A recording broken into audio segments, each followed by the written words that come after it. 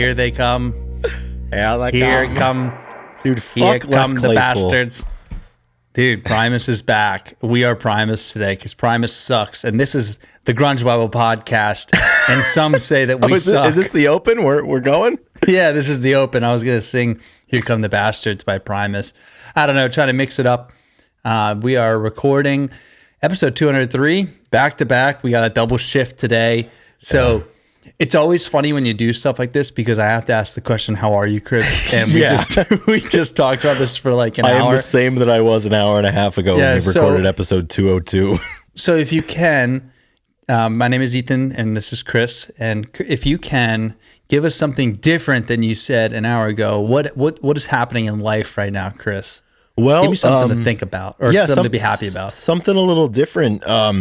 I'm reaching some pretty solid levels of caffeination today. So I'm riding the line right now of just being caffeinated versus being unnecessarily jittery, especially considering the fact that I'm just sitting here. But I had 2 coffees this morning and then I just opened up a Pepsi Zero because I had it. I bought it this morning at the grocery store as my little treat today. So you're a Pepsi guy over Coke? I am a Pepsi guy over Coke. I like a good DC or like a Coke Zero, but obviously it's zero sugar, so it's artificially sweet. But like I feel like Pepsi's a little sweeter, and I kind of like that. Yeah, it is for sure. So, yeah. Okay. Yeah. How are you doing? What's different with you than an hour and a half ago?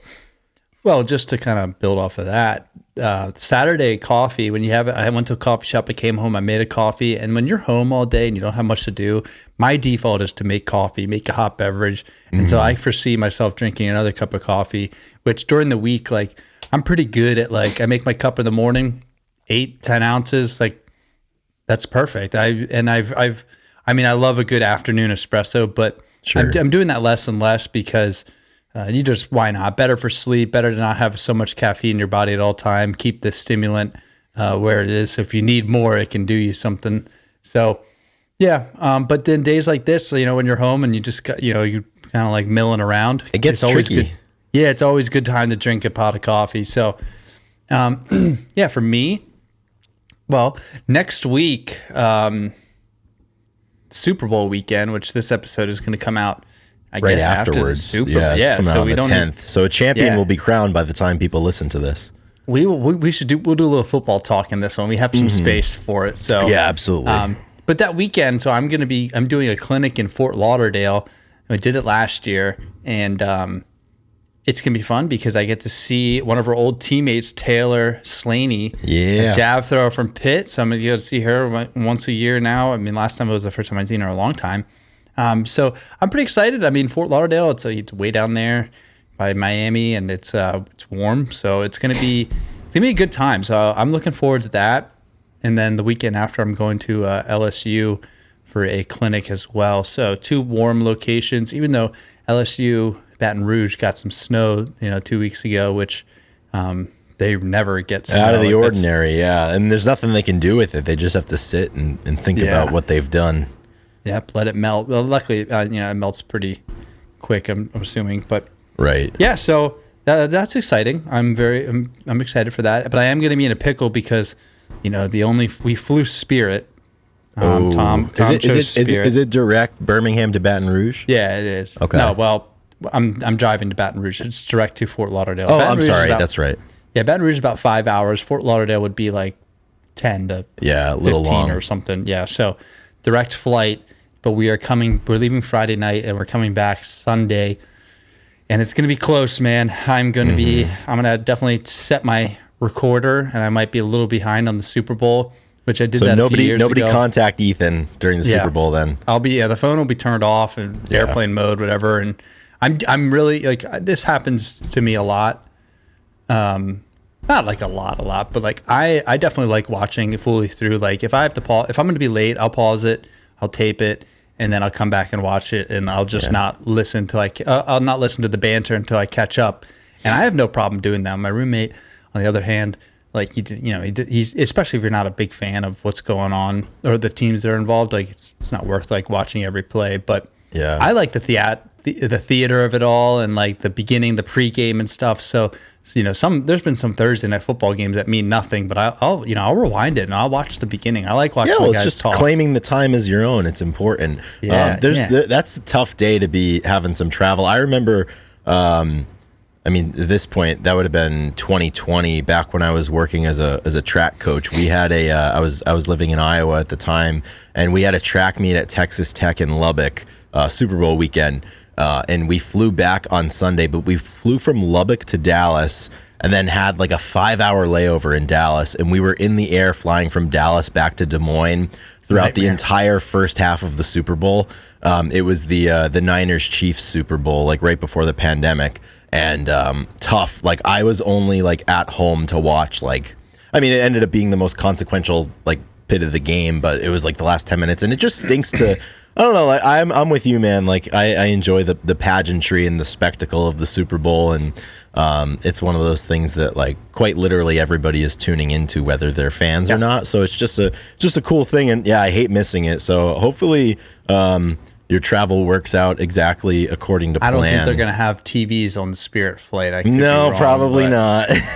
Just in case. But yeah, it's one of those things where there's a few things that you want to watch live and be able to maybe interact in the dialogue, or just it's just fun to know that everybody's watching. Yeah. So that's what makes the big championships like so nice. You can that most of America is watching. Yeah. Even the whole world. So there is that's one of the funner parts about this time of the season for all the sports and everything. All the eyes are on it. Absolutely. So hopefully everything works out according to plan, and got some things to look forward to. And this episode will be coming out on February 10th, the day after the Super Bowl. And amongst other things, it is Valentine's week. And Ethan, way back in episode number 49, we did the best grunge love songs, I suppose, from grunge and beyond the genre. But I was chatting with our good buddy from the page, Zach Dow, and he had the idea for us to do the best breakup songs. So there's no better time than Valentine's week to chat about some of these breakup songs from the genre and beyond. For everybody out there that's in the Valentine's mood, there's some people out there that are maybe not taking this week too well. So we're going to supply some good picks for them to wallow in their misery over their failed relationships, which, hey, we've all been there. We all pay our dues in that area from time to time. And in prepping for this, I did go back and go through a post-mortem of a playlist that I made the last time I was in that headspace several years ago. And man, there's some good stuff that we're going to be able to talk about today.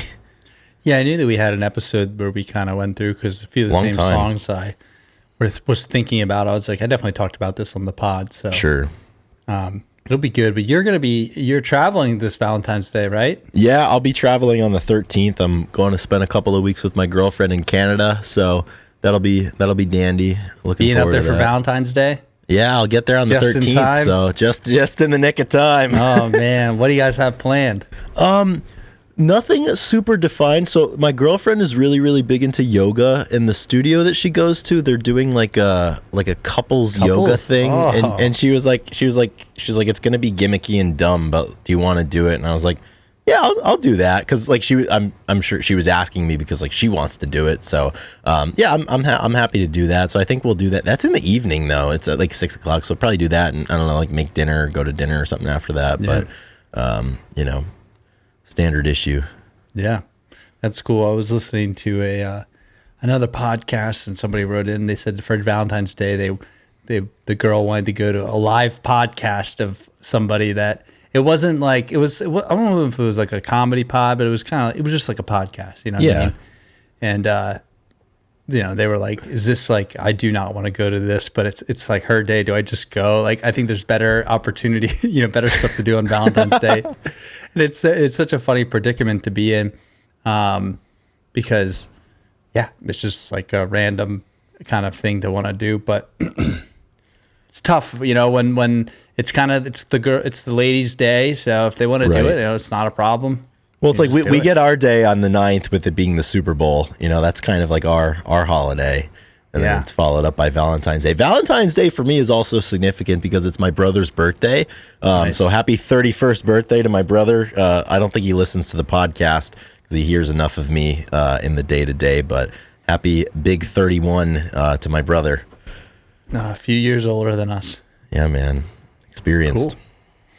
So that's something to look forward to later. But before then, we have to do our normal thanking of the Patreon, the people of the Patreon, that is. And once again, we are asking for your support.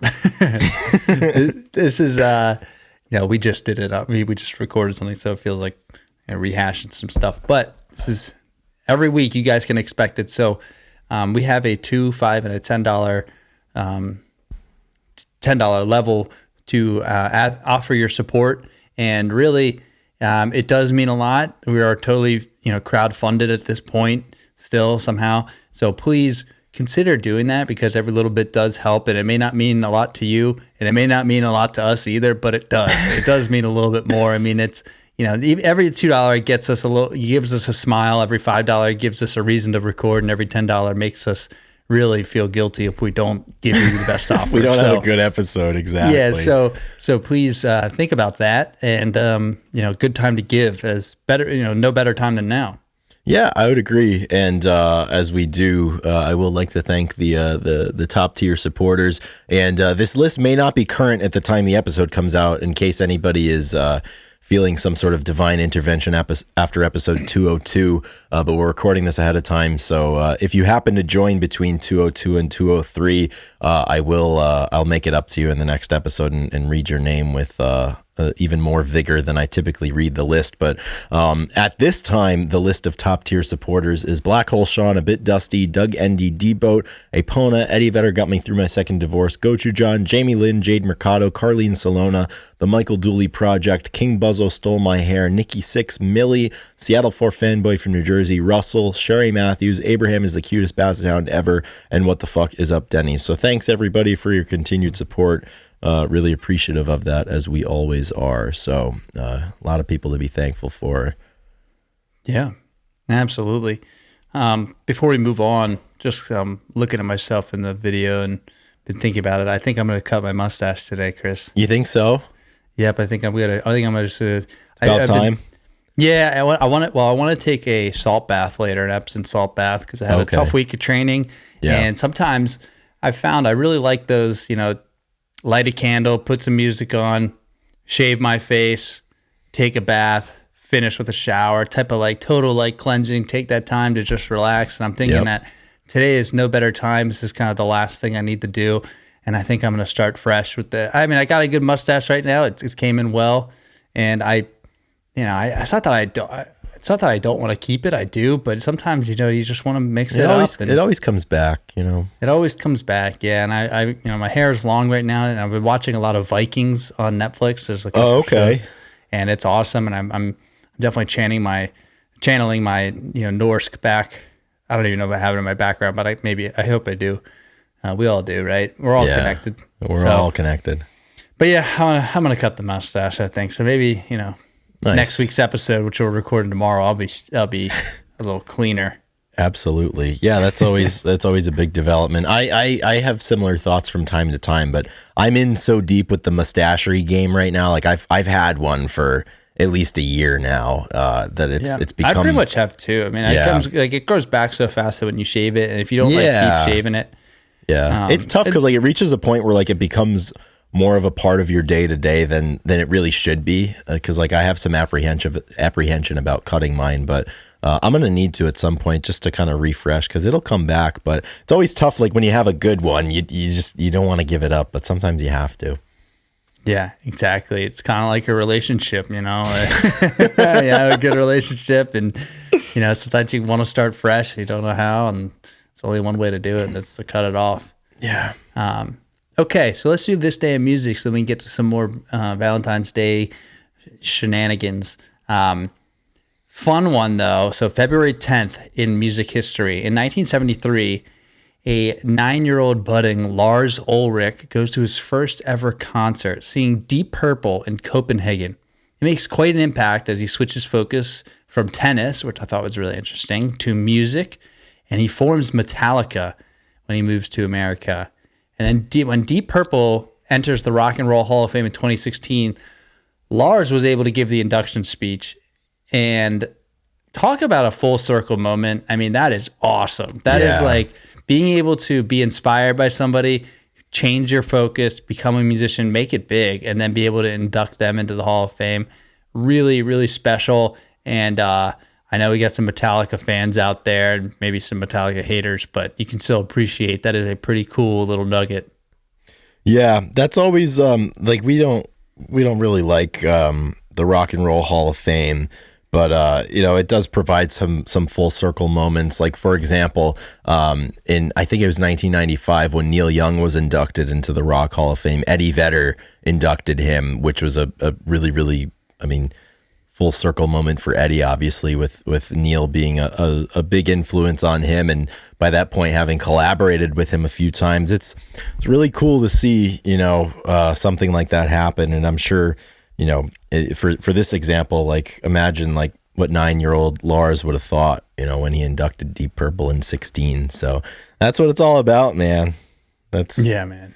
some great awesome stuff. Yeah. Let's kick it forward a few years to 1976. And this is one of the better This Days in Music events that we've had to discuss in a long time. On this day, February 10th, 1976, Elvis Presley is made an honorary captain in the Memphis Police Department. Like this is like the higher level of, you know, when people like public figures and musicians or whomever, they get honorary degrees or like honorary doctorates from universities and stuff. Like this is even better. Like the Memphis PD honorarily names him a captain. That's fantastic. Yeah, why it was necessary, why it was thought to be a good idea. It's not like you had any training. It's just like it's like, yeah, Elvis, like you're part of the Memphis PD. It doesn't make much sense, but it's awesome, dude. That's why he's the king. That's why he's the king, man. That is why he's the king. So, yeah, Elvis, gotta have some Elvis content in there. So we're thankful for that. All right, 2 years later, 1978, Van Halen releases their self-titled debut album, and the lead single is a cover of the Kinks classic "You Really Got Me."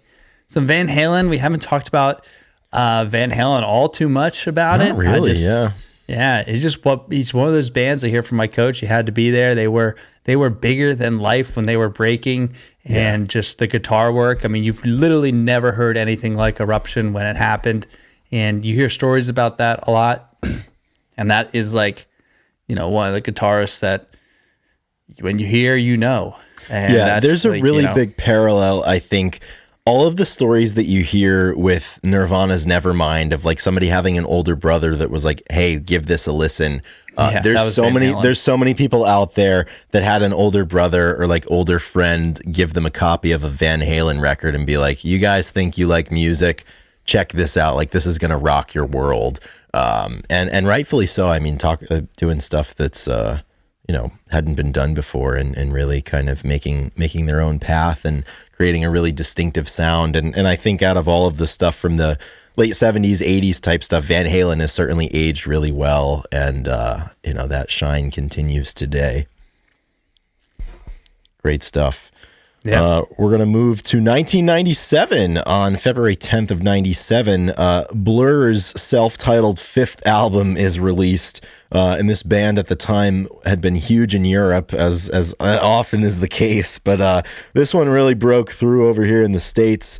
And their hit single from that album called Song 2 becomes the band's biggest hit here in the U.S., topping out at number 55 on the Billboard Hot 100.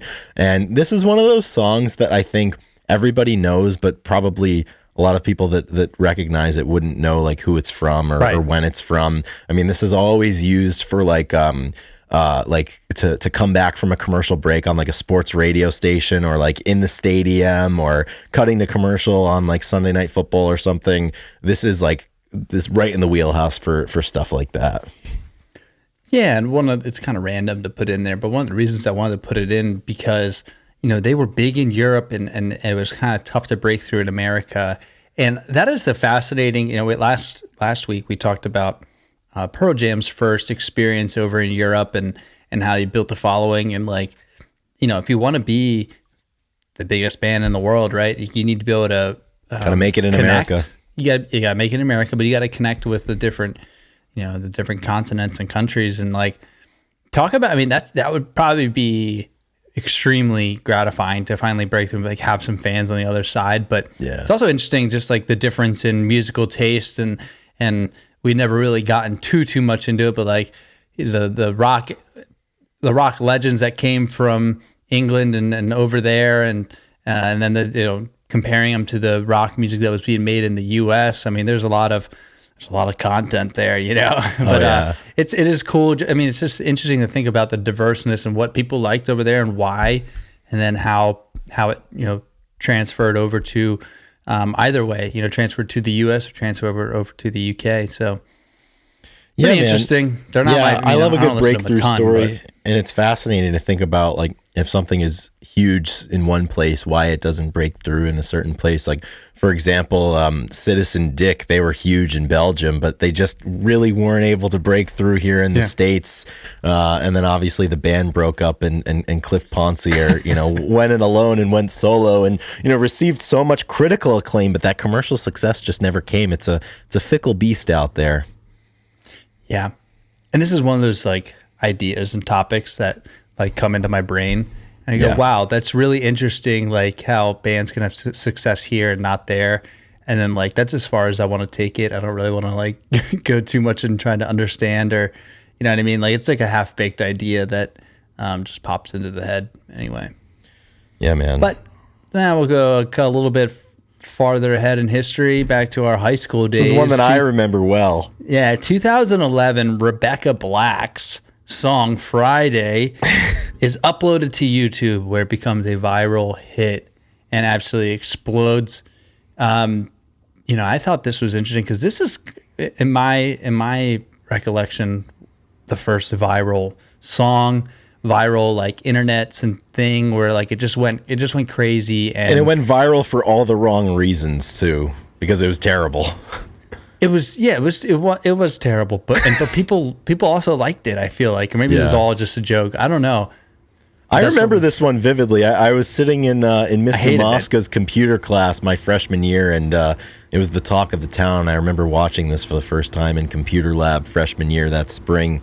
And I don't know. This is just what the internet does sometimes, and it's out of anybody's control. The question is, would it be a viral hit if it happened today? I think so. Think it would do? Think it would do it still? I think so, 100%. Okay. Yeah, I mean, you can't. Rebecca Black, she had it at the time, that was Monday, Tuesday, Wednesday, I don't want this weekend Friday, to end. Saturday, Sunday. Dude, it's terrible. Absolutely terrible. Just really deep lyrics. Yeah, we should do like a lyrical analysis episode exclusively for that and put it up against all the other great ones of the era.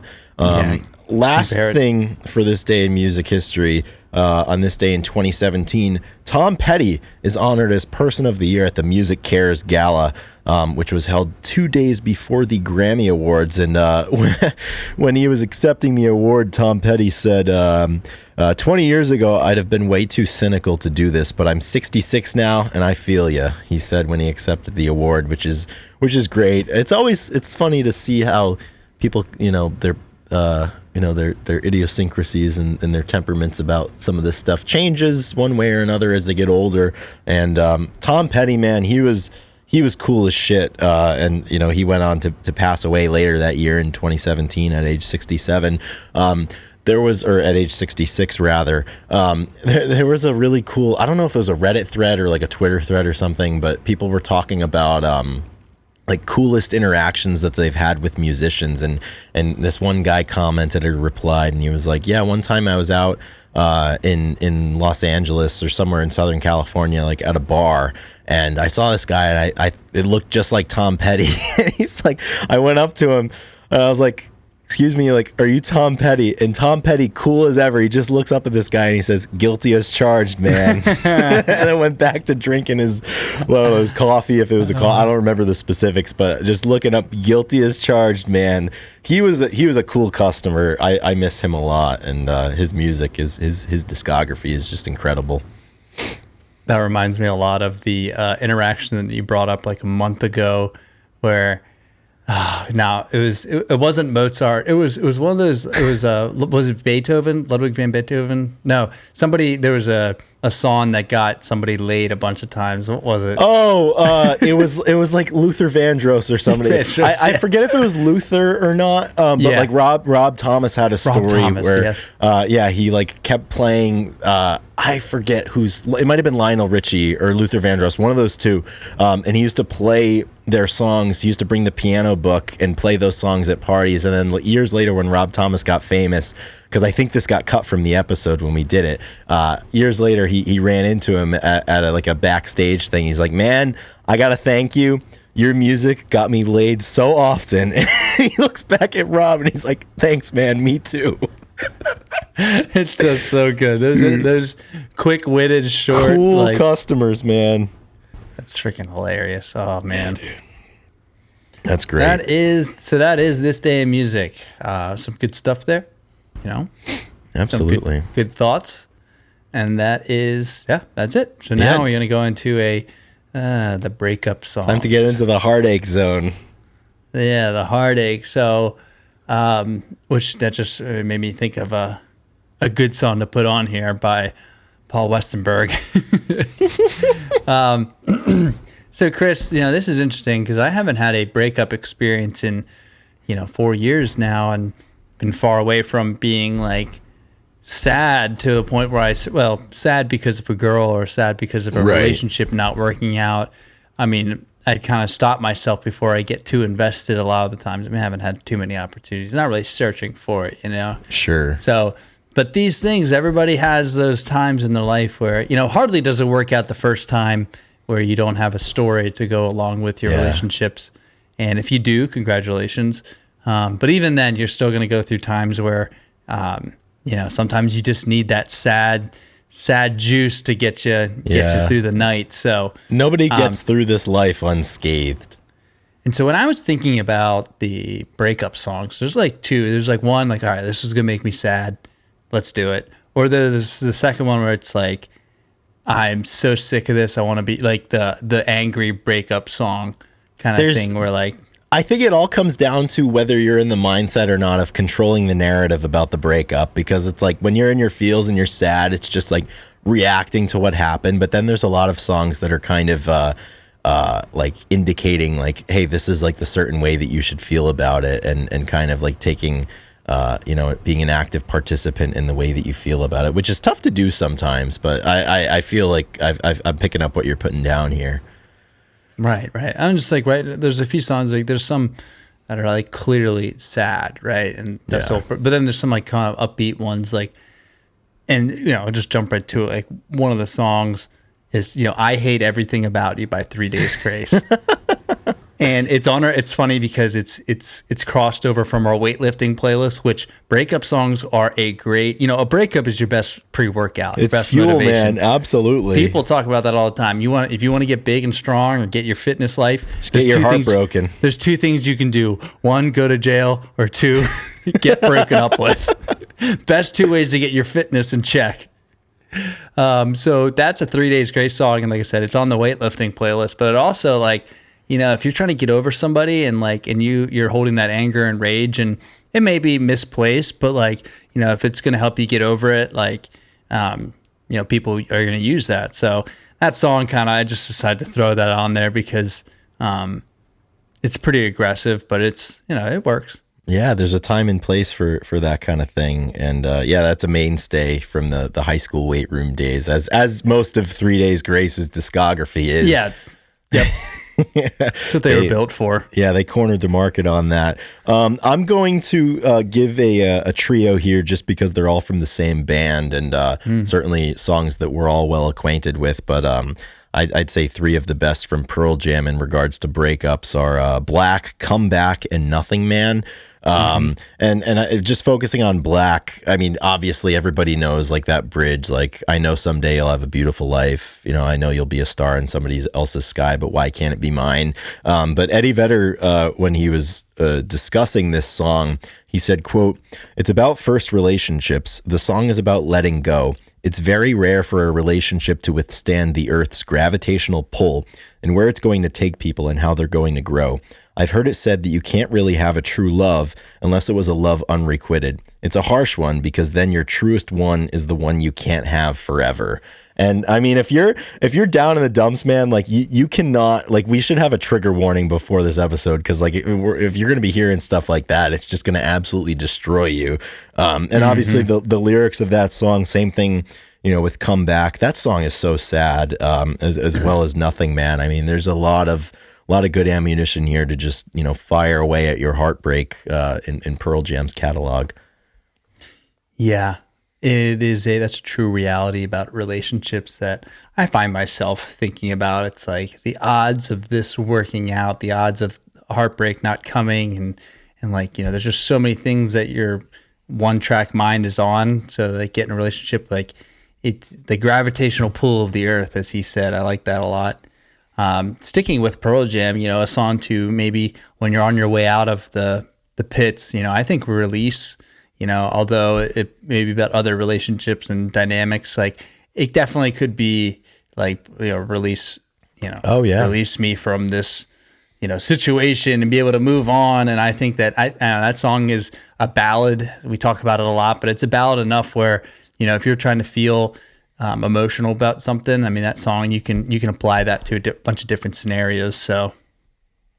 Yeah, I would agree. And I think there's an interesting dynamic that's going to pop up most likely with some of these songs we discuss, where it's like, the feeling that you get, and certainly I guess the focus of the songs, whether they're pointed outwardly towards the situation or inwardly towards like what you yourself did as a role in that breakup. And a song that I'm going to add to this discussion here is Dollar Bill by the Screaming Trees. Which is just the chorus is really, really tough. It's like, I gotta tell you goodbye. I've been trying to make it easier on you, trying to make it better. That's all I came to do. And then just closing, torn like an old dollar bill. I mean, that you're just left broken from something. And this song is always a mainstay, I think, when it comes to discussions like this. I mean, there's a lot of artists that they spent a lot of time inhabiting that kind of dark zone. And similarly to you, I think I'm just about 5 years sober from my last breakup that really shook me up, and it coincided very nicely with the worst point in my life. And I spent a lot of time with music like this, and I was getting into Mark Lanigan for the first time, and he has a song off of his album Field Songs called She Done Too Much, which is a perfect breakup song. It's like less than a minute long. And it's just absolutely depressing. Like, it's just like a guitar and Mark's voice. And some of the lyrics, got so sad the day she done too much. And though I had the same, she done too much. And it's a bad, bad feeling that you get when you get so lonely. Nothing to talk about as another summer dies, and not a thing in this world to do except be alone in it. And that's actually, those are the entire lyrics of the song. And I just remember like on repeat listening to that one. And, so much about music and heartache is taking something bad and pouring a bunch of stuff on top of it that's going to make it feel worse. And he certainly was able to do that with that song. Yeah, I think you could take a number of songs from Mark's catalog and apply them to most of his songs. And that's especially when you're dealing with this genre, and like, Jar of Flies, it's going to come up. You can Nutshell, obviously. I don't even know if we need to speak about it. It's just right, so Don't obvious. Follow. Whale and Wasp even, shit. Yeah, there's a ton of like those tones and stuff where like, I mean, and like I said, you can apply the lyrics to heartbreak and yeah, either you messed up or they messed up, or you feel you're being unreasonable or they're being unreasonable, like you can apply it. And one of the songs I wrote down, like River of Deceit, feels like it is a good breakup song too, and it just the river flows down, and it's a song that it has a specific mood that you run to when you feel these have these feelings. So that one I put in there. I thought it was good and genre specific. Yeah, and that song especially kind of focuses on like the second guessing of yourself, and maybe the way that you acted and the way you approached things, and kind of dealing with your own flaws that may have impacted something else, which is kind of like, it's like after the aftermath. It's like, what could I have done differently, and like, where did I mess up? One song that's it wasn't written by this artist, but Chris Cornell's version of "Nothing Compares to You," which was I think Prince wrote it, but Sinead O'Connor popularized it, and then Chris did a cover version of it. That one is just a real big downer. I spent a lot of time with that one back in the day too. Soundgarden, I mean, they've certainly got some. Chris Cornell for sure. There's a song that he wrote called "Can't Change Me." In the chorus of it, it's, she's going to change the world, but she can't change me. And he had a great intro to this when he performed it live once. He said, "At some point you try and become a better person and change your ways to make everyone happy, and that goes on for a while, and then you get to a point where it's like, fuck it, I'm me, and then you write a song called Can't Change Me," which is kind of like, you analyzed yourself and your role, but then you're just kind of realizing that, like, hey, like, I can't change who I am. This is who I am. And, things just don't work out because not everybody's compatible, which is, I think it's the truth that you arrive at after all the heartache, where it's like, it's okay. When things don't work out, sometimes I think the things that shouldn't work out don't work out, and they're not supposed to work out for a reason. Yeah. Not to overshare or be emotional about all this stuff, but that's the biggest crossroad in a relationship. It's, you get to a point where you either got to change, or you got to say, no, this is who I am and I'm not changing. And sometimes you feel like you changed too much. Sometimes you think you didn't give it enough chance. Like, maybe I could have did a little more. That's what relationships are, the give and take of it all. Mm-hmm. So it's like, where do you find that line? Because just saying this is who I am, like, that's not the best way to approach most relationships, friends, right, like colleagues, all those things. Like, you can't just have a hard line in the sand for no reason at all. It's a collaborative process. It's a collaborative process, and you don't want to lose yourself and, be a total different and that person, happens, that happens quite often. Yeah. And it's kind of like afterwards, you're like, wow. And then, it's a manipulating style of a relationship. And when you're in it, like no action or self change is too much, because you're just so intent on making it work. And then when you get a little distance between yourself and that relationship, you kind of look back and you're like, I was trying so hard to make this work. And, if this person was a better match for me, like it wouldn't have had to be that hard, and I wouldn't have had to change so much of who I am. And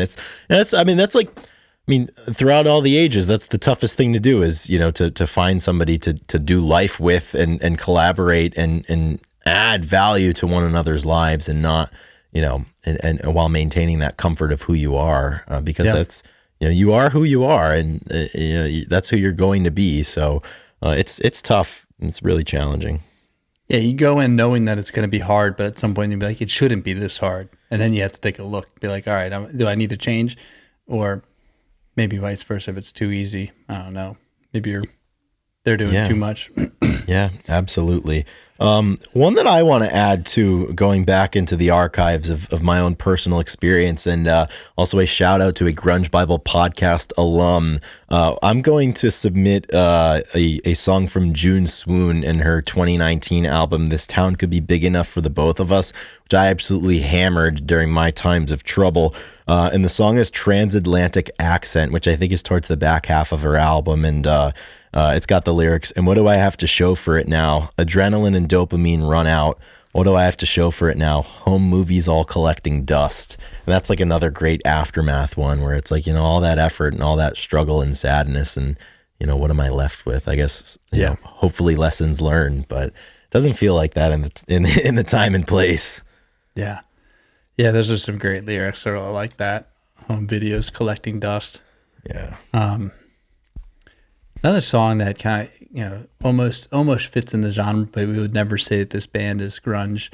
But I think that "Creep" by Radiohead, and if you want to get in your feels, like, you can go anywhere in Radiohead and probably get there. Fake Plastic Trees, no surprises.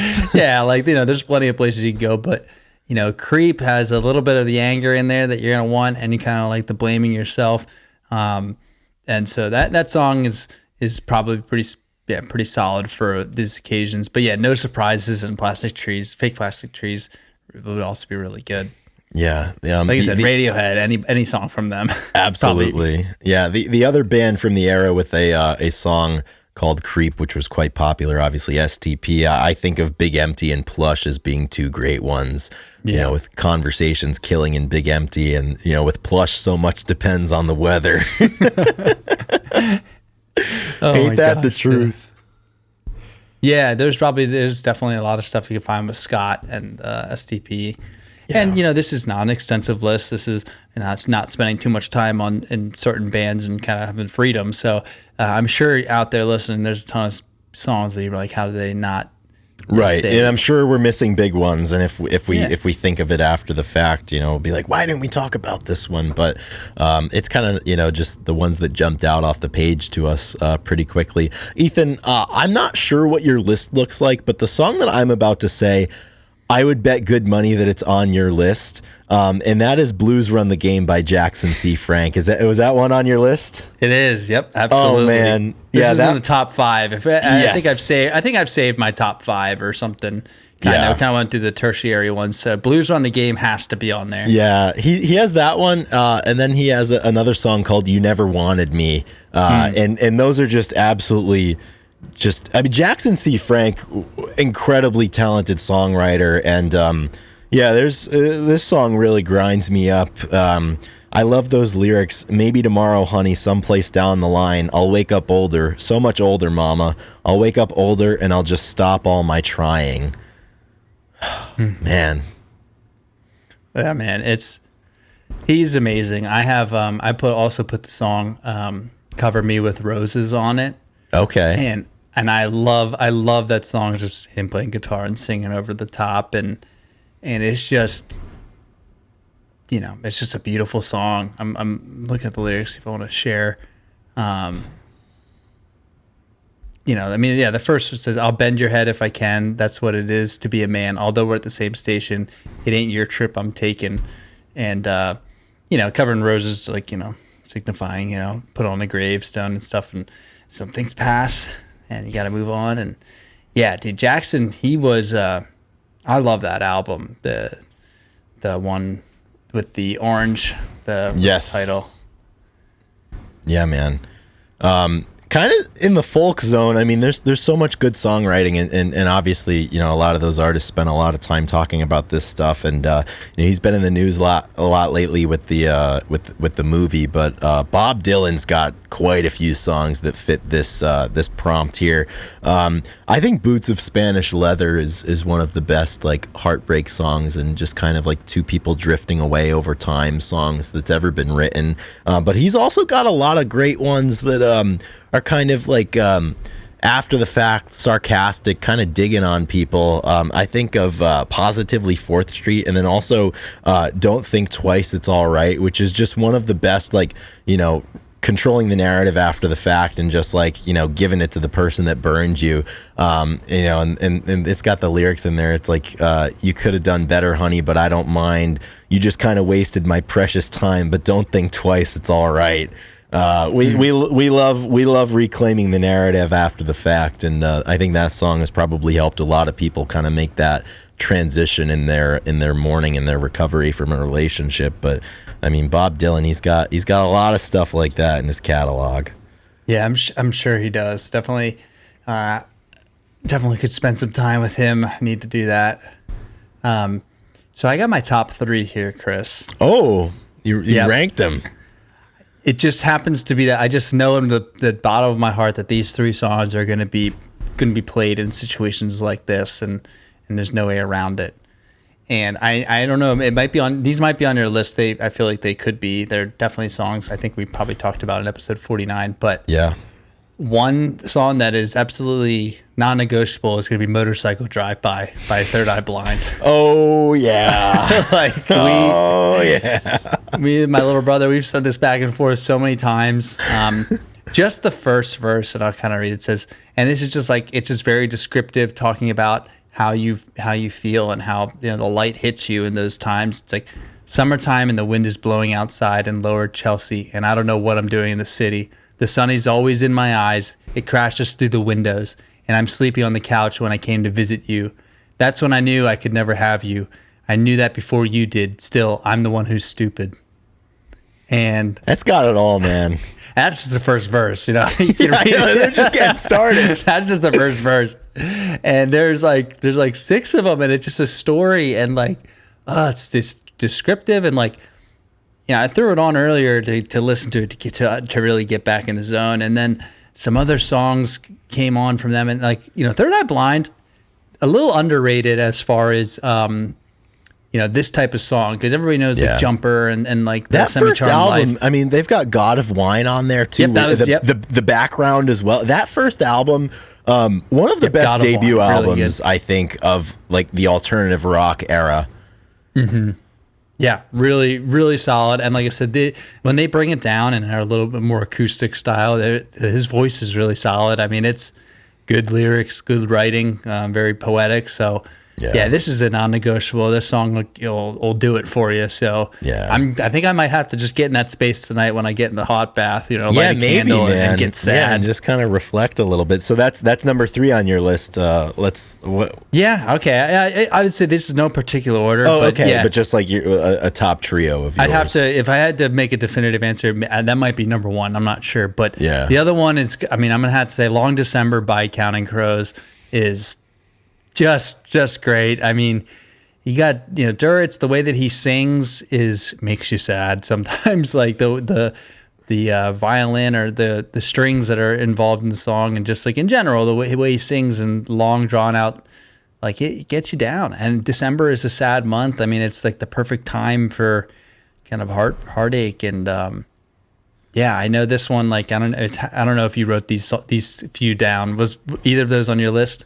They weren't actually. I'll just interject another Counting Crows song that I had on here because I mean, you could spend a lot of time. I didn't even put Goodnight Elizabeth on my list or Recovering the Satellites, but I thought of Sullivan Street, and there was a live version that they did where he was introducing the song, and just kind of like the genesis of the song was like he was dating somebody who like lived across the bridge in the Bay Area, and like she would always have to go home at the end of the night, and he's always dating someone. He's always dating somebody. So that's why all this stuff works, because that's always his motivation. Yeah, and he was talking about this song, and he's like, I had this feeling one day, I write a bunch of songs about it, but he's like, I just knew that this relationship wasn't going to last much longer. And he went on to say, he's like, it's not that I wasn't in love with her, but I was just thinking about those drives, back across the bridge to bring her home.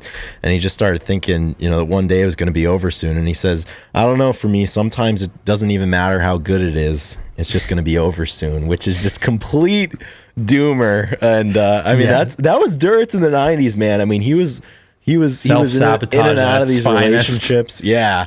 And when you're in a bunch of relationships, popular people or celebrity relationships, like, it just comes with the territory of heartbreak and like, And he's always got good stories behind it. Like Goodnight Elizabeth too. He's like, I was dating this girl, and our first record, it went out and it went great. I had a great girlfriend. I had a good band. We went out on tour. He's like, when I came back for Christmas, it was all gone. It was all gone away. Counting Crows. Yeah, that's I guess it's a good thing I haven't spent much time listening to them over the last few years. So I guess it means I'm doing all right. So yeah, I'm glad that you had some Counting Crows love on here. So what's the other? I was just saying another Duritz thing, Mrs. Potter's Lullaby. That song. It's one of my favorites.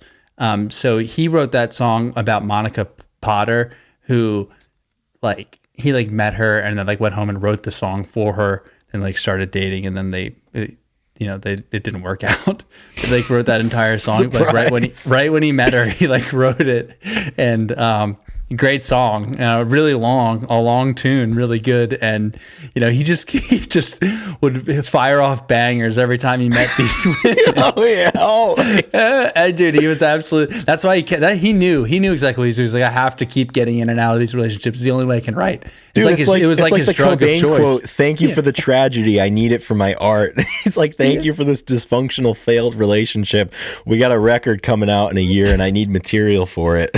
Yeah, he's like, you turn around to a hit in a day, man. That's the dream. Yeah, dude. I mean, he had that one. He had Perfect Blue Buildings, Walkaways, which is a really, really great song. He's got so many of them. So he's probably at the top. Yeah, the short end of this podcast, like the short story version, is like if like you're down in the dumps, just like let Counting Crows play you out and see where you end up. Even Counting Crows sounds like, the sad like city on Counting Crows.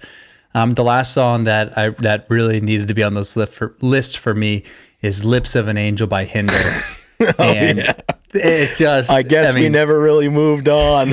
Yeah, it's about it's about cheating. It's about the girl in the next room, and it came out when we were high school on the bus, like just wanting to be sad, and you feel like you're the one that he's violating, talking about like Hinder's album on. Extreme Behavior. Yes. Yeah, exactly. It has to be like, I mean, it's a good song, like, and just maybe because I was born into it feels like. But like that song, it just has a connection to that time, and like I listened to it and I'm just like, yeah, I mean, it makes you feel a certain way, and it just is what it is, and it's great. I really do like the song, and it gets you feeling heavy. Oh yeah, couple other songs. I think there's one that's kind of related to like that zone of music a little bit more so Counting Crows than Hinder, but just to kind of recite the chorus of this one. Great advice. Let her cry if the tears fall down like rain. Let her sing if it eases all her pain. Let her go, let her walk right out on me. And if the sun comes up tomorrow, let her be. And that would be none other than Let Her Cry by Hootie and the Blowfish. Oh, yeah. And I mean, that's another one. I mean, just absolutely just heartbreak bangers. They've got another one from their album Fairweather Johnson called When I'm Lonely. And that's another one that's got a lot of mileage out of there. But I mean, Darius, Hootie, they knew how to tug at some heartstrings when you're feeling down. Oh my God. This morning I woke up alone, found a note standing by the phone saying, maybe I'll be back someday. I wanted to look for you. You walked in. I didn't know just what I should do. So I sat back down and had a beer and felt sorry for myself. Jeez. We've all been there, man. We have all been there. There's some older artists too, obviously, that that really have a lot of good stuff here. Bill Withers' song "Hope She'll Be Happier" is just kind of like right in that self-loathing stage of just like, hey, like I'm not good enough for you. There's tears. There's tears, Chris. Yeah, right? There are tears. There's stages to this. There's levels. Yeah, exactly. The initial breakup, I hate everything about you. It's kind of like the tertiary stuff. Then you get into like, 10 years ago music. But then if you're really, really sad, you go back to the Bill Withers, the Jackson C. Franks, like Towns Van Zants. Like you're in your bag when you're listening to 45, 50-year-old songs about heartbreak. Yeah. And it's just a guitar, a dude who's drunk off his ass on whiskey and playing one guitar, and the sad country, like the real stuff. That's the third level. Yeah.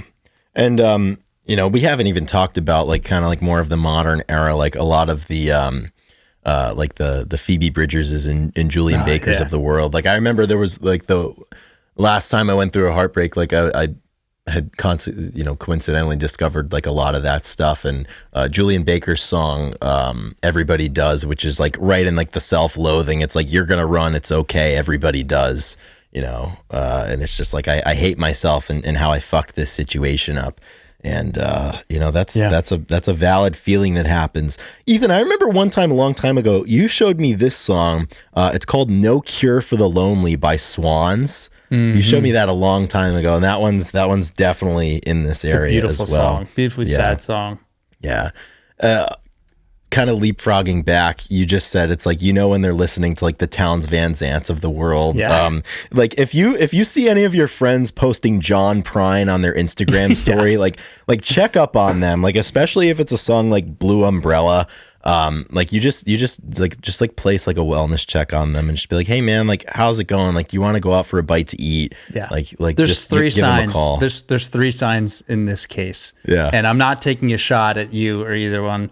But like, if they're getting into Olympic weightlifting, if they're making sourdough bread like pretty consistently, or if they're posting about John Prine, Towns Van Zant, and Jackson C. Frank, like Those are signs, guys. Or Nick Just so you Drake. know. Like if Nick Drake's on Nick there. Drake, Elliott Smith, like Especially Elliott Smith. if those guys really, if those two guys are popping up, then you guys gotta see the signs. Yeah, I would also include Jeff Buckley in there. Like if you have a friend who's getting really into Jeff Buckley, that's another flag they're throwing up. Because there's only one reason you get a Jeff Buckley for real. Yeah, it's like you're either going through it or like you want to appear as being cool for other people that are going through it, and you're trying to make connections that way. That's just it just comes with the territory. Smashing Pumpkins Mayonnaise obviously is another one that I would say it belongs in this conversation. I don't really know. I don't think there's like much there's much Nirvana going on in this area. I was literally about to. I was going to ask that earlier, but like, is Nirvana like not on this list at all? I was Like, trying to think I feel in like you this- have to stretch, like maybe some lyrics and stuff. I mean, Yeah, maybe I don't know. I mean, there's like self-loathing stuff in Nirvana's, but I don't really frame it in terms of the backdrop of a relationship. It's just kind of like, with or without the relationship, you're feeling that way about yourself, which obviously has merit, but yeah, for the what about purposes "With or of this Without You" exercise. by U2? Dude, yeah. That could really fit in some scenarios. Yeah, I can't live with or without you. Dude, that's tough. Oh man, I'm just looking back through. I made this playlist in 2020. It's literally just called The Big Sad, and Glycerine by Bush is another great one for this. Yeah, dude, there's so many of these songs that dude, Beck's album, is it called Turn Blue or something? Sea Change, that's another one that's got some really sad ones, which he wrote as he was going through a divorce. So like any artist out there, if they were like, hey, like I wrote this about getting divorced or like being heartbroken, like it's a one-stop shop area for sure. There's also like the new wave sad, like the Taylor Swift albums and stuff. Right. I mean, I'm sure you could get into the zone there. Yeah. Coldplay's definitely got some stuff there. Yeah. Sparks, Everything's Not Lost. Yellow. Yellow. I mean, just Absolutely. Some Fleetwood Mac stuff can get in there as well. I would say another one like Big Red Flag, any Leonard Cohen, if they're posting Suzanne or Chelsea Hotel or something, like you gotta make sure that everything's going okay with them. Mm-hmm. Oh man, they're also good. And really, the farther back, there's a ton of really, there's people sad songs are, I don't know, maybe the most influential situation to write about, right? Like breakup, like romantics. Mm-hmm. Yeah, I would say. I mean, it's That's the not one. the right word, genres change, technology changes. Romance. What's in sonically changes, but the one constant is the fact that people are always getting together and then they're getting apart and then they're writing songs about it, and that's going to continue for forever and ever and ever. So, yep, John the way Mayer's it happens may be yeah. different, but the same shared experience. Everybody, the same suffering is in everybody's path. Mm-hmm. It's the one thing. It's the one thing that unites us all. I got one more song that needs to be brought up, and then I'm done. Do you have any more? I think this is the one that. No, I think that's about it. All the ones that I really wanted to get to, at least that I can think of at this time.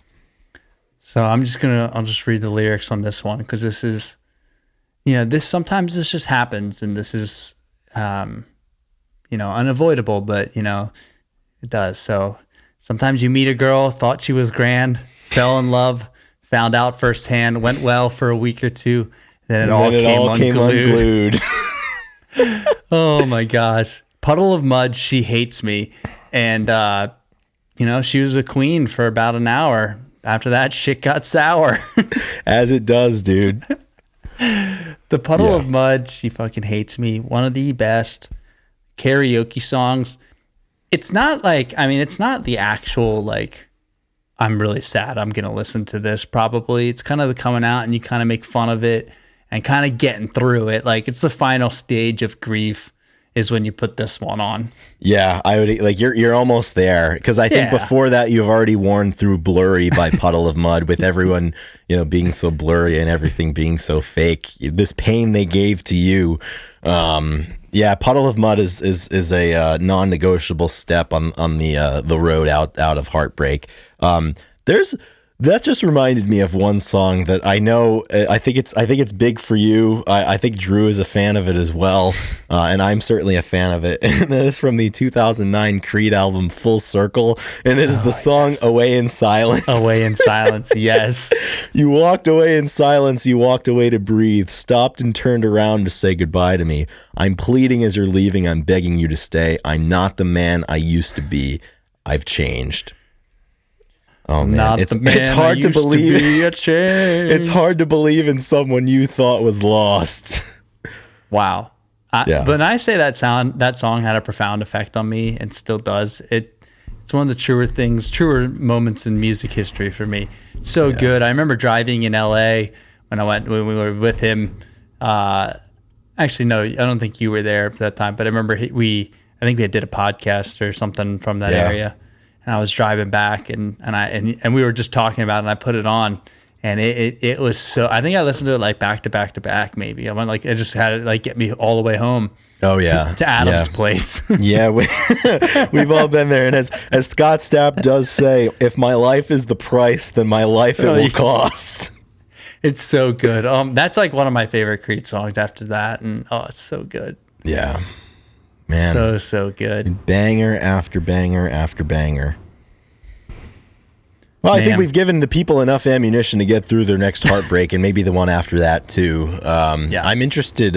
Might have to put a request out there to see what everybody else is turning to, when they're going through stuff like this. But I think everybody, like at this point, because it's such a common experience. Like if you're like in your 20s or 30s or later, like.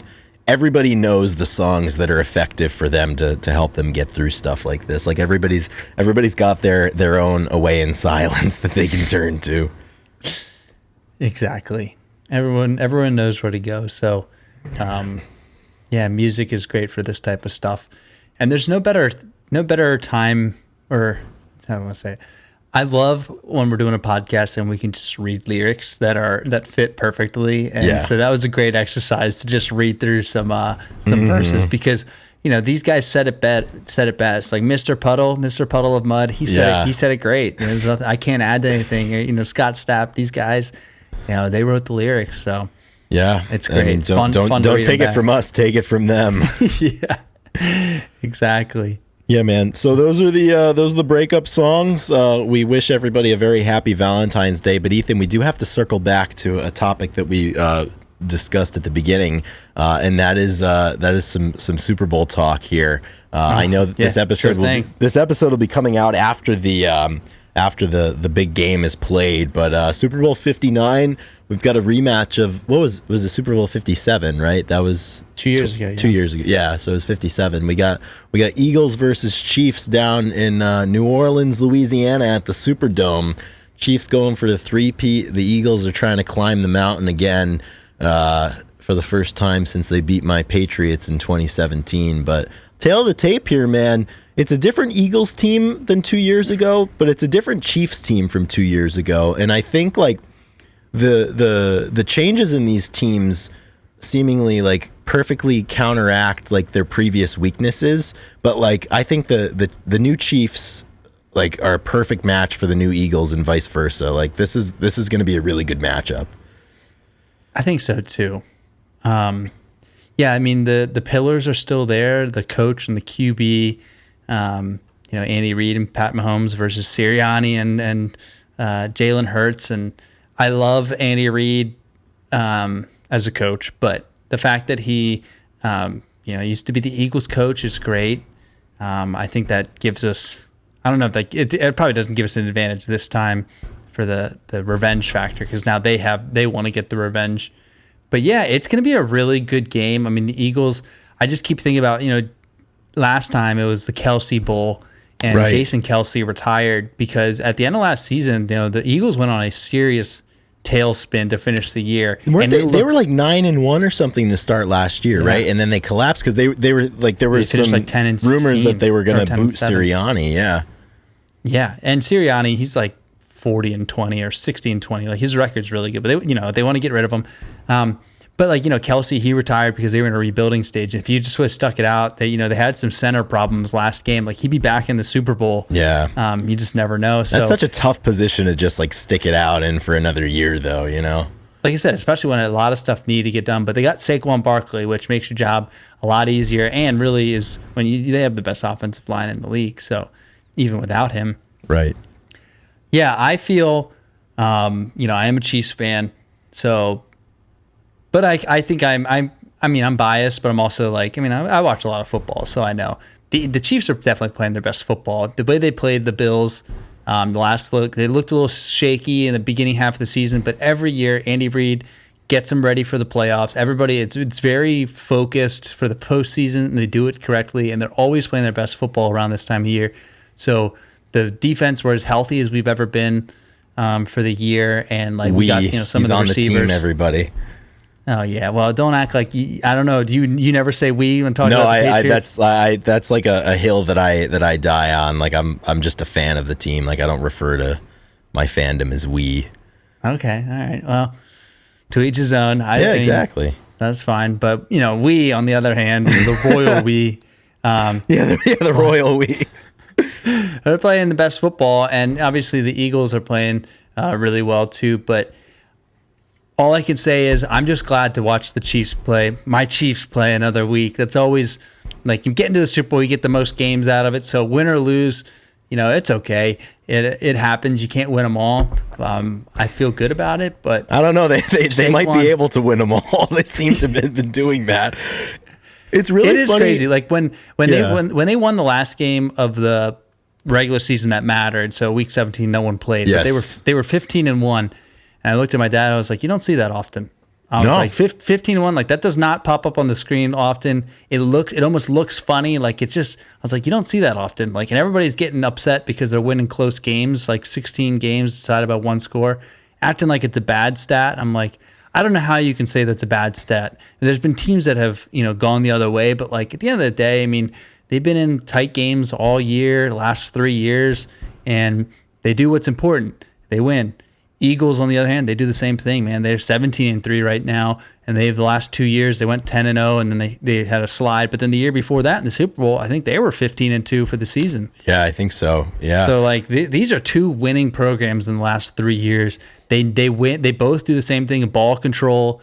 Their running game is obviously better than ours right now. We had a good running game until Pacheco got hurt, and we've kind of abandoned. It has not been the same since the beginning of the year. So but they both control the ball, control the time of possession. Like it is going to be, which is ironic because last, Super Bowl was like 38-35 or something. Like it was just a scoring fest. Yes. Yeah. I can't imagine that. Of course I can. The Eagles just scored 50 last game, but like they both like controlling the ball, and it's both important to keep it out of the other hands because that they're going to suck 10 minutes off the clock. So right. It'll be interesting, the game flow of how it's actually going to unfold. Yeah, I think. This is hardly like a new take or an original take, but it's all going to come down to how many mistakes can Steve Spagnuolo force Jalen Hurts to make. Like if Jalen Hurts can protect the ball and hang in there when he's being blitzed and find his guys, like the Eagles are going to have a shot. But like I think Steve Spagnuolo is one of the greatest minds to grace football of the last 30 years. He's been doing this. He did it with the Giants, all those years. And he's been doing it with the Chiefs for a long time too. And it's interesting. Like obviously I'm a Patriots fan. You're a Chiefs fan, and if it wasn't the Chiefs, I'm glad that like you're able to experience like what was reality for me as a fan of the Patriots for so many years. Like when a team is that good, like it's so much fun. And the Chiefs at this point have a lot more tread left on the tires than the Patriots did the last time they won the Super Bowl. But I see a lot of parallels between the last Patriots Super Bowl and the Chiefs of this year, in the sense that like they don't have the most powerful offense that they've ever had during their run of success. But the one thing they do, or the one thing that they don't do, is make mistakes. Like the Chiefs don't make mistakes. They take care of the ball. And it doesn't matter that they don't have, these unbelievable receivers. And it doesn't matter that Kelsey is older than he was in the past. Like they take care of the football, and they all have that experience. Like the Patriots last Super Bowl, they beat the Chiefs in Kansas City in the championship game. Mahomes' I think first year that he started, and then they beat the Rams, like two teams that were more talented than them. But like that experience and that like stewardship of taking care of the ball is the great equalizer. And because I think like the Eagles are probably the most talented team that the Chiefs will play this year. I mean, you could make the case maybe the Ravens or the Bills last week, but the Chiefs just don't make mistakes. Like last week, for example, when Mahomes fumbled the ball, I think on the handoff or whatever, I was like, okay, like the Bills, the only way they're gonna have a shot is if they can force a turnover, and they did, and it still didn't work out in their favor. It's just like, it's not often that they have any giveaways like that. And I think like if there's one offense that's more prone to making a mistake, it's probably going to be the Eagles, and I think that's where the game's going to be won and lost. Yeah, both teams have really good defenses right now. Like last week, the Commanders turned the ball over 5 times. They terrorized the Commanders. Yeah. And so it's nice because like our defense was Spags, and like they've been playing great, and they can get a stop, and if they can force some turnovers, I feel really good about it, because that has been, I mean, that's always the name of the game, and people have been talking about it a lot. And I was really worried when we had that missed. It was just a missed handoff. It wasn't anything too crazy. It was just cold weather. It was just it just happens. And but they weathered it well, and they didn't make another mistake. And like that, it just really goes a long way. So it's funny because last year, like our team, I think they were 10 wins or something. They didn't barely make the playoffs because we won our division. But like, well, for example, they had to go on the road every game. Yeah, they had they had to go to Buffalo, and then they had to go to Baltimore to make the Super Bowl last year. I remember. And same thing with the Patriots. Like, I mean, we played Miami to start. That was a home game because we won, and that was Tyreek Hill. But then we played, we beat them. Then we had to play Buffalo, the Ravens, and then San Fran, who was an absolute wagon last year, and they won. That was the hardest run that we're ever going to do. So they're better this year, and they're in a better spot, and hopefully they just keep playing smart football. Special teams, special teams, you win. A big return. We had this Remigio. He's been having a couple big returns. We get a few of those. Man, I'm excited. Yeah, I think it's going to be a good game. I'm worried. I do think that Saquon it probably will be a high scoring game. I don't know how like Jalen Hurts is probably going to have like 2 touchdowns again. He had 3 last time they played in the Super Bowl, and then you got Saquon, who's I don't know, man. It's really, if we could stop Saquon, that would be so much fun. Even if Jalen Hurts beats us, like as long as Saquon doesn't do it, that'd be great. I mean, he's been on such a prolific run, really the last like 10 weeks, but particularly in the playoffs. I mean, it's crazy. I mean, he took over the game against the Rams in the divisional round, and then it's like conference championship game against Washington. The whole question is like, how are the Commanders going to stop Saquon? And first touch of the game, he takes it 60-something yards to the house. So, I mean, it's hard. Like, players like that, like they're going to get one, throughout the game, but it's like, can you limit it to like just getting one, Well, see, that was interesting because, he had that 60-yard run and 65 and he ended with 110. So other than that, he had 50 yards rushing. So it's like, then that happens on multiple games where like Saquon's kind of bottled up and then he breaks one. And that's the problem with him, is he always can break one, but it's like, okay, if you were to hold Saquon to 15 rushes for 55 yards, like feeling pretty good. Yeah, that's pretty good. So, the problem is, Hurts is probably running. Chris, how do you view dynasties in sports? And where would you, like, are we comfortable? When do you call a team a dynasty, and what makes a dynasty? I heard Will Bond and Tony talk about this, and I kind of like their takes, so I'll share that after. So I don't know what like the standard answer is out there, but my perception of it is like, if you win 2 championships in 3 years, like I feel pretty safe in saying that you're a dynasty. Like I think the Chiefs already are. I think the run that they've been on, like I don't think this is their 3rd year in a row in the Super Bowl. They could win 3 in a row, and then they've won 4 in 6 years or 4 in 5 years or whatever. And this will be the 5th one that they've gone to since Patrick Mahomes took over. They're already a dynasty, man. I think. I remember when I was a little kid, like the Patriots won 2 in 3 years, and like I felt pretty safe in saying that they were a dynasty. No, they won 3 in 4 years actually. I think 2 in 3 or 3 in 4. I mean, I think you're pretty well set in being a dynasty. So I don't, you know, I think it's like you can give a team like that their flowers already, because you can count on one hand the amount of time something like that's been done. I mean, even 3 consecutive Super Bowl appearances is a really hard thing to do, and they've done it, and they're continuing to do it, obviously. So I think they're already a dynasty. You can always tell like how legitimate a team is based off of like how vigorously people will try to decredit them.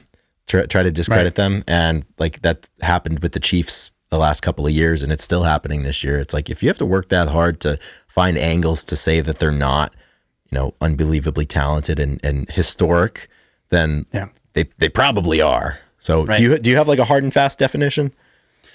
Yeah, so Wilbon, he was kind of talking about it, and he said, like, I don't really view them as a dynasty, because a dynasty, and I kind of like this take, and I mean, like, they're obviously getting close, but the dynasties like of the Yankees or other teams, like it's really like 10 years, or the Bears, of like, it's the same personnel. And they got Andy, Pat, and Mahomes, or Andy, Patrick, and Kelsey, who have been there the whole time. But like, those are kind of the only 3 names that define the organization. Everybody else is, Spags and, Chris Jones. But like, there's been so much like turnover and ins and outs of like, where you think about like some, the Chicago Bulls, like, the starting 5 was, pretty like for like 10 years, right? And so I kind of like that definition of like, it's not like a cast of people that is like the same. Like organizationally though, like they are a dynasty because they have people in place that are making the right decisions.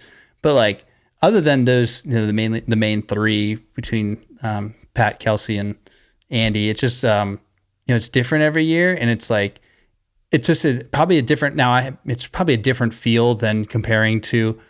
I think if they were to win like 6, like the Patriots, because it's them too. It's kind of like Bill and Tom Brady, and they kind of patch it together a lot of times, except for their defensive guys in the beginning. I mean, I can still remember the Richard Seymours and the Teddy Bruschi and the Ronnie Harrison, and like, I mean, I know that defense. Like, it's going to be hard for most people to name like the Chiefs defense and like the certain the running backs from like the Damian Williams, like, he was dangerous, man. Oh yeah. Yeah, absolutely. But like, so I don't know. It's probably a stretch to say that they're not a dynasty, but I don't want to jinx anything and say that they're already up there. But of course, like, if they have 3 Super Bowls in 4 years. Yeah, well, and they've been, this is the 7th consecutive year they've been to the AFC Championship game, which it's really perfect, because the first AFC Championship game that the Chiefs went to as a part of this run was the 7th consecutive AFC Championship game that the Patriots had gone to during a run of theirs. And it's funny, like the last AFC Championship game that didn't feature either of these teams was January 23rd, 2011, which was the Steelers versus the Jets. Then it was Patriots for 7 years, and then that 7th year the Chiefs began, and it's been them. Wow, that's crazy. And I think like there was some stat too where like Drew Brees, Tom Brady, and Peyton Manning consisted of, I don't know if it was like Super Bowl QBs for like 15 years, or definitely like championship games. Like there wasn't a time where, until like a few years ago, there wasn't a time where the championship weekend went by without 2 of those 3 guys or something like that. Mm-hmm. Yeah, dude. Well, like there was, like Brady, for example, like by the time that he retired, like he had been a participant in like 20% of the NFL's Super Bowls, and like Mahomes is on his way to do that because he's not even 30 yet. And like, I have to imagine, like, I don't think Reed will retire. I don't think so either. Shortly. I mean, he's really close to the all-time win record. Right. I mean, I don't know the path is clear for him to get it. It's just, is that something that motivates him? And I would imagine, why wouldn't he stick around?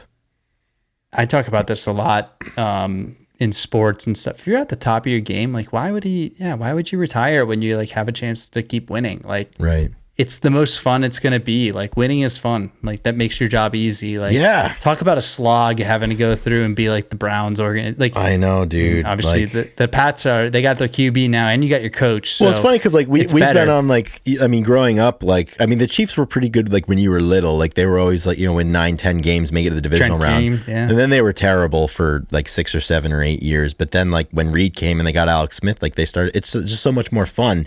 And like me, the last like 3 years has like been the first time that like I've been rooting for a loser. And it's just like, I don't know, so many Patriots fans that I know and that like I'm friends with, like they're so irrational because I'm like, dudes, like, do you realize how impossible like most of our football fandom lives have been? Like it's not like what the Chiefs are doing right now and what the Patriots did for most of my life, like that's not normal. Like it's cool. Yeah, like you can't. It's not, and it's such an embarrassment of riches because you know there is no rhyme or reason, at least for me, to be a Chiefs fan other than I was just younger and chose them. Because you like Dante Hall. You just happen to be born in New England area. Like you get to be Pats fans during their run. It doesn't make you better or anything. It's just like meanwhile, my buddy out Logan of your control. Like is a Lions fan, and not only did they have a super long drought until now, but then they lost 2 heartbreakers 2 years in a row of like, you know, did you miss your window type of thing. Now they lost their 2 coordinators. So it is. Well, it's like the Lions, right? Only one team wins. Yeah, like it could happen to the Lions, but like so far, like Lamar and the Ravens and like Josh Allen and the Bills, like their organization, like that shows how hard it is to win the championship. Because I mean those guys are, you know, I'd say Allen and Jackson are 2 of the 3 most popular most talented quarterbacks to play the game right now, and like they've never played in a Super Bowl, you know. And it's just like it really hard. Is. Yeah, I mean it's just like Tom Brady, like, you know, Drew Brees has won Super Bowl. Like if Tom Brady wasn't around, maybe he could, you know, there's certain comparisons. You definitely see it in track and field, like the Sydney McLaughlin, like Femke Bull is number 2 in the world. And if she would be having that type of run if it wasn't for Sydney, because she's like number 2 all time and has been the last couple of years, but it doesn't matter. Football's such a tough game that like teams don't really go on runs that like aren't good. Like it's a hard championship to win. And like I think like momentum is different. Like, you know, you see other sports like baseball, you know, a team could sneak into the wild card and like just get hot, you know, and play some good baseball over a couple of weeks. Like football, it's just like there's so much happening, you know, during one game that I think it's hard just to like get hot and stay hot. Yeah. Right. In the basketball, you have 7 games to figure it out. That's why there's been way more three-peats. I mean, there's been no three-peat in football. Right. And there has been in, you know, the Canadians did it like twice in hockey, and I think there's a few others, and a ton in basketball between like the Bulls, the Lakers, and Celtics of back in the day. Like, yeah, dude, it's why you watch. Yeah, I'm really excited. So last thing I'll say is I do like the way that, you know, because of the hate all this year, and the Patriots probably experiences as well the whole time, where like they're not expecting anything. I think that they're going to come in ready. All they can do is like, they've been really focused the last few years. And I think that's what made the Pats always good. They came to win. And like, I think the Chiefs, like they know it's not going to be, they have to come and show up, and like every team is good. And there's still an edge to them that you love to see, that the people don't get like content with anything. So, but the Eagles had the edge too. So luckily I'm from Philadelphia area, like outside of it. So if the Chiefs lose, this is great. It's either my team or my city. I don't know. Can I say my city?